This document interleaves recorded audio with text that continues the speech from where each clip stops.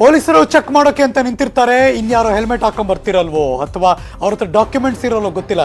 Escape ಆಗೋಕ್ಕೂ ತುಂಬಾ ಜನ ಹೇಗೋ ಸರ್ಕಸ್ ಮಾಡಿದ್ದನ್ನು ನಾವು ನೋಡಿದ್ದೀವಿ. ಪೊಲೀಸರಿಗೆ ಹೆದರಿದ್ದೆ ಈ ಅಪಘಾತಕ್ಕೆ ಕಾರಣ ಆಗೋಯ್ತಾ ಅನಿಸ್ತಾ ಇದೆ. ವಾಹನಗಳ ತಪಾಸಣೆಗೆ ಕಾಕಿ ಪಡೆ ನಿಂತಿತ್ತು, ಅದನ್ನ ನೋಡಿ ಆತ ಎಸ್ಕೇಪ್ ಆಗುವಂಥ ಟ್ರೈ ಮಾಡ್ದ. ಆಗ ನಡೆದದ್ದು ಅಪಘಾತ ಇದು.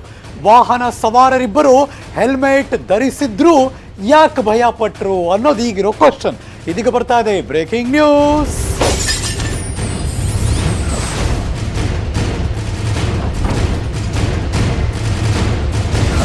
ಫಸ್ಟ್ ಅಂಡ್ ಫಾರ್ಮೋಸ್ಟ್, ಹೆಲ್ಮೆಟ್ ಇಲ್ಲ ಅಂದ್ರೆ ಗ್ಯಾರಂಟಿ ಪೊಲೀಸ್ನವ್ರು ಹಿಡಿತಾರೆ, ಅದು ಅನುಮಾನನೇ ಇಲ್ಲ.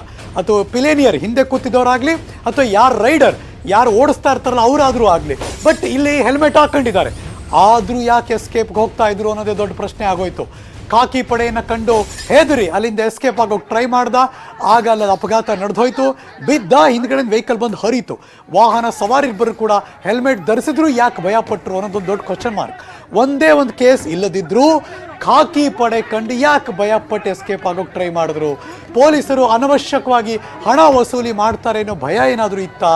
ಸಿವಿಲ್ ಎಂಜಿನಿಯರ್ ದೇವರಾಜ್ ಆತನ ಹೆಸರು, ಯಾರು ಮೃತಪಟ್ಟಿದ್ದಾರೆ ಆ ವ್ಯಕ್ತಿಯ ಹೆಸರು ಸಿವಿಲ್ ಇಂಜಿನಿಯರ್. ಆತ ಸಾವಿಗೆ ಈಗ ಯಾರು ಹೊಣೆ ಅನ್ನೋದೇ ದೊಡ್ಡ ಪ್ರಶ್ನೆ ಮಾರ್ಕು. HD ಕೋಟೆಯ ಕನ್ನೇನಹಳ್ಳಿಯ ನಿವಾಸಿ ಈ ದೇವರಾಜ್. ಎಡಭಾಗದಲ್ಲಿ ತೋರಿಸ್ತಾ ಇದೀವಿ ಅವರ ಭಾವಚಿತ್ರವನ್ನ. ಮೈಸೂರಿನಲ್ಲಿ ವಾಸ ಇದ್ರು ಇದೇ ದೇವರಾಜ್. ಅವರು ಸಿವಿಲ್ ಇಂಜಿನಿಯರ್ ಆಗಿದ್ರು. ದೇವರಾಜ್ ಓಡಿಸ್ತಾ ಇದ್ದಂಥ ಬೈಕ್ ಮೇಲೆ ಒಂದೇ ಒಂದು ಕೇಸು ಇಲ್ಲ. ಬಿಕಾಸ್ ಈಗ ಬೈಕ್ ನಂಬರ್ ಯಾವುದೋ ಒಂದು ಗೊತ್ತಾಯಿತು.